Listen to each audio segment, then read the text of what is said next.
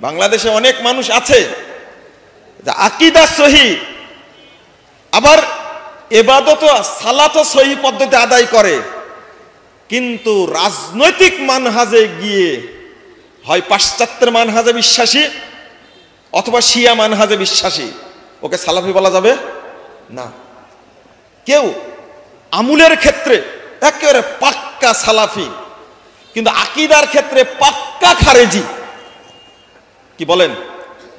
আকীদার ক্ষেত্রে কি পাক্কা খারেজি?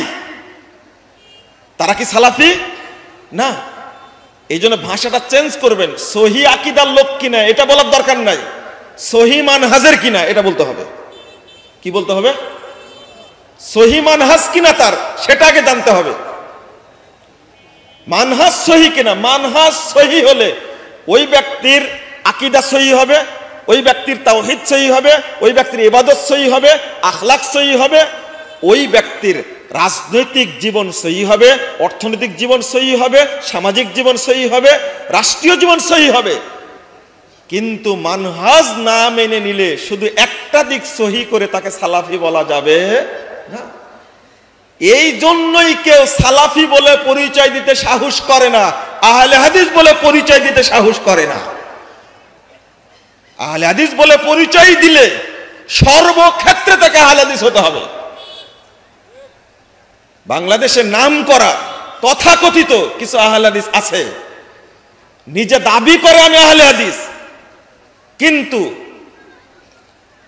রাজনৈতিক মানহাজে গিয়ে রাষ্ট্রীয় মানহাজের ক্ষেত্রে কখনো ফেরাউন কখনো কারুন, ওকে সালাফি বলা যাবে? ওকে আহলে হাদিস বলা যাবে না, প্রশ্নই আসে না। এটা খেয়াল রাখতে হবে আমাকে। আবার বাংলাদেশের কিছু লোকের, কিছু আলেমের রাজনৈতিক মানহাজ এত নিম্ন শ্রেণীর, এত খারাপ, কিভাবে বুঝবেন আপনি? আকীদার কথা বলছে খুব ভালো, কিন্তু আমলের ক্ষেত্রে পাক্কা মাযহাবী, মাযহাবকে এক চুল পরিমাণ ছাড়তে রাজি না, বরং বলে দিচ্ছে সরাসরি। জিজ্ঞেস করেন যে আহলে হাদিসরাও একটা মাযহাবের অনুসরণ করেন, বলেন নাউজুবিল্লাহ। মাযহাবের অনুসরণ করে আহলে হাদিসরা? কেমনে বলছে কথাটা? বরং যারা মাযহাবের অনুসরণ করে তাদের চেয়ে আহলে হাদিসরা বেশি নিকৃষ্ট, খারাপ। বলেন এই লোকের আকীদা সহি হয়ে কোনো লাভ আছে? কোনো লাভ আছে? কিসের আলেম সে? সে আলেম না তো, সে জালেম। বাংলাদেশের আনাচে কানাচে আহলে হাদিস না থাকলে তোমাদের পিঠের চামড়া থাকতো না। মুখোশধারী হয়ে তুমি আলোচনা করো, বরিশালে গিয়ে তোমার আলোচনা চেঞ্জ হয়ে যায়, ময়মনসিংহে আসলে আলোচনা আর একটা হয়ে যায়, রাজশাহী গেলে আর এক আলোচনা করো, আর চিটাগংয়ে গেলে আর এক আলোচনা করো। এরকম দ্বিমুখী লোক কখনো সালাফি হতে পারে না, এরা কখনো আহলে হাদিস আলেম হতে পারে না, এরা হতে পারে স্বার্থপর মুতাসাল্লিফ হতে পারে। আজকে আস্তে করে কানে কানে বলে দেয় আহলে হাদিস বলা যাবে না। এরা কি সালাফি? এরা ভান ধরা মুতাসাল্লিফ। মুতাসাল্লিফ শব্দ উচ্চারণ করেন তো দেখি। মুতাসাল্লিফ। আমাদেরকে বলে ওই সমস্ত লোক যে লা মাযহাবি, আর এই সমস্ত মুতাসাল্লিফকে আমি বলি লা মানহাজি। ওর কোনো মানহাজি নাই, এটা বুবাদের মানহাজ। এটা পরিষ্কার করুন আপনি। বাংলাদেশে বহু উলামায়ে কেরাম আলহামদুলিল্লাহ আগে মাজার পূজা, কবর পূজা, খানকা পূজা, মাযহাব পূজা, তরিকা পূজার মধ্যে ডুবে ছিল। আল্লাহ তাদেরকে হেদায়েতের পথ দিয়েছেন। পুরো দেশে, উপমহাদেশে তারা দ্বীনের খেদমত করেছেন বীর দর্পে, সালাফি পরিচয় দিয়ে, আহলে হাদিস পরিচয় দিয়ে, মুহাম্মাদি পরিচয় দিয়ে তারা খেদমত করেছেন। তারা তো কখনো তাদেরকে কেউ সন্দেহ করেনি। তো আপনার যদি দ্বিধা লাগে আমি সালাফি বলতে পারবো না, আহলে হাদিস বলতে পারবো না, তাহলে আপনার এই ঢং ধরার দরকার নাই। কি দরকার ঢং ধরার? বন্ধুরা আমার, এটা আপনাকে খেয়াল রাখতে হবে। এই যে এই চরমপন্থী জঙ্গিবাদ সন্ত্রাসী যারা হাদিসের ভাষায় যারা মুসলিমদেরকে হত্যা করে, মূর্তি পূজারীকে ছেড়ে দেয়, যারা আলী রাদিয়াল্লাহু আনহুকে হত্যা করেছে, উসমান রাদিয়াল্লাহু আনহুকে হত্যা করেছে, যারা খারেজি ওই মানহাজের লোকজন এইরকম ভাবে বুকে হাত বাঁধে, আর প্রশাসনের লোক মনে করে এরাও আহলে হাদিস। আরে বুকে হাত বাঁধলে কি আহলে হাদিস হয়? বাংলাদেশের সব মহিলা বুকে হাত বাঁধে, ওরাও কি জঙ্গি নাকি? মাযহাবী মহিলারা হাত বাঁধে কোথায়? বুকের উপর বাঁধে না? তোরাও কি জঙ্গি নাকি? প্রশাসনের যে সমস্ত গোয়েন্দা ভাই আছে, প্রশাসনের যারা দায়িত্বশীল আছে, এই সামান্যতম জ্ঞান যদি না থাকে, আপনারা প্রশাসন চালাবেন কি করে? আপনারা দেশকে বিভ্রান্তির মধ্যে ফেলে দিবেন। জেএমবিদের শাস্তি আমরাও চাই। বাংলাদেশে কোনো দুর্নীতিবাজ থাকতে পারবে না, সন্ত্রাসী থাকতে পারবে না, জঙ্গিও থাকতে পারবে না বাংলাদেশে। আহলে হাদিসরা এইরকমই একটা রাষ্ট্র চায়। আহলে হাদিসদের কথা পরিষ্কার স্পষ্ট। আহলে হাদিসদের মধ্যে এই দেশের প্রতি যত দরদ রয়েছে, বাংলাদেশের কারো মধ্যে এই দেশের প্রতি দরদ নেই। কারণ আহলে হাদিস উলামায়ে কেরামের মাধ্যমে ব্রিটিশ বিরোধী আন্দোলন সফল হয়েছে। তাদের রক্তের বিনিময়ে আমরা বাংলাদেশ পেয়েছি। আমাদের মহব্বত বেশি রয়েছে। আপনাদের এটা বুঝতে হবে। আমাদের বইপত্র লেখা আছে, এই লিখিত বইপত্র দেখতে হবে তারা কে কোন মানহাজের। এখানে আরো পরিষ্কার করে দেই, সেটা হলো এক শ্রেণীর আলেম আকীদায় সালাফি, আমলেও সালাফি, কিন্তু রাজনৈতিক মানহাজ হলো শিয়াদের মানহাজ। এ কি সালাফি হতেই পারে না? প্রশ্ন আসে না?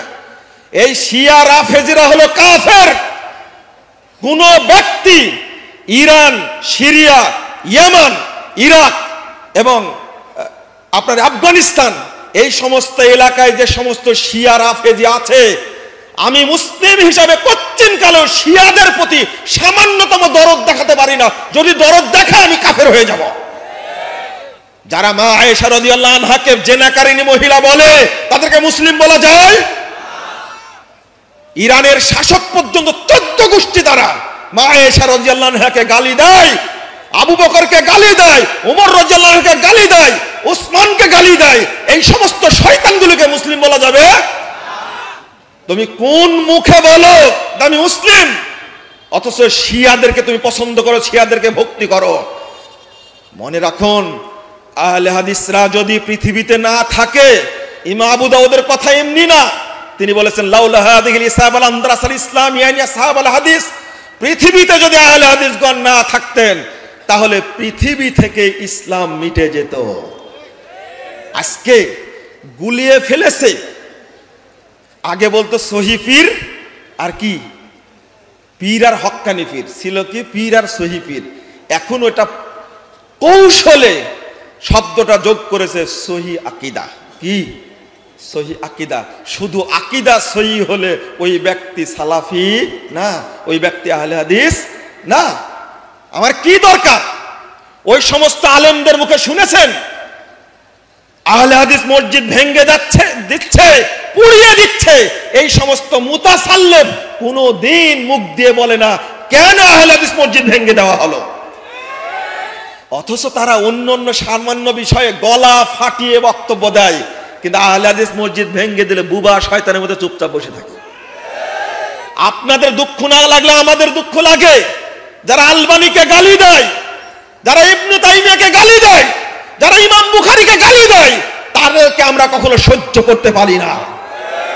যারা ইমাম বুখারীকে বিরুদ্ধে কুচ্ছা রটনা করে, গালি দেয়, আলবানীকে যারা গালি দেয়, ইবনে তাইমিয়াকে যারা গালি দেয়, সৌদি আরবের আলেমদেরকে যারা গালি দেয়, এরা কি সালাফি হতে পারে? এরা সালাফি না, হলো সালাকি। এরা সালাকি আর ভিতরে হলো জিলাপি। অতএব এই সমস্ত মানহাজ গোপনকারী লোককে কখন ঠাঁই দিবেন না। আর এক শ্রেণীর মানুষ দেওবন্দীরা স্বীকার করে নিয়েছে আমরা আকীদার ক্ষেত্রে আশআরী মাতুরিদি, আমলের ক্ষেত্রে হানাফি, আর মানহাজে হলে দেওবন্দি। ওদের সাথে ইসলামের কোনো সম্পর্ক কি করে সম্পর্ক থাকলো? যেখানে সালাফদের মানহাজ না মানলে সে হেদায়েতই পাবে না, আর বলে দিচ্ছে আমরা সালাফদের মানহাজ মানি না। বলেন নাউজুবিল্লাহ। মানহাজ মানে কাদের? কেউ আছে আখলাকের ক্ষেত্রে, আখলাকের ক্ষেত্রে একবারে কট্টর সালাফি। আখলাকের ক্ষেত্রে মানে রিকশাওয়ালাকে দেখলে আগেই সালাম দেয়, রিকশাওয়ালা আগে সালাম দিতে পারে না, আর ব্যবহার এত চমৎকার, কিন্তু একবার গুঁড়া মাজার পূজারি, এ কি সালাফি? চিন্তা করেন তাহলে। বন্ধুরা আমার, অনেক কথা এর মধ্যে ছিল, আমি আর বিস্তারিত বলবো না। আল্লাহ যেন আমাদেরকে সালাফদের পথে পরিচালিত হওয়ার তৌফিক দান করেন, আমিন ইয়া রাব্বাল আলামিন। তাহলে কয়টা শব্দ শিখালাম আজকে, বলেন কি? আপনি বলবেন মানহাজ ভালো আছে কিনা, আকীদা সহি কিনা বলবেন না, কি বলবেন? মানহাজ সহি। আর একটা শব্দ শিখালাম, সালাফ। সালাফ কারা? পূর্ববর্তীরা। আর আমরা কি? আমরা কি? কেন সালাফি? আমরা সালাফদের আদর্শের অনুসরণ করি, তাই আমরা কি? সালাফি। আল্লাহ তুমি আমাদেরকে জান্নাতের পথে পরিচালিত করো, আমিন ইয়া রাব্বাল আলামিন। উলামা একরাম আসবেন ইনশাআল্লাহ, আমরা পরপর বক্তব্য শুনবো, ধৈর্য সহকারে শুনবেন, আমল করার চেষ্টা করবেন। সবই যারা আলোচনা করছেন আলহামদুলিল্লাহ, সব আলোচনায় অত্যন্ত মূল্যবান এবং জ্ঞানগর্ভ, আপনারা শুনবেন। আর পাশাপাশি আগামীকালকে কয়েকটি কর্মসূচি আছে, সেটা সকালবেলা দার্স হবে ইনশাআল্লাহ, দার্সের পরে আবার প্রশ্নোত্তর হবে, গুরুত্বপূর্ণ কিছু প্রশ্ন আছে, উত্তর হবে। এরপরে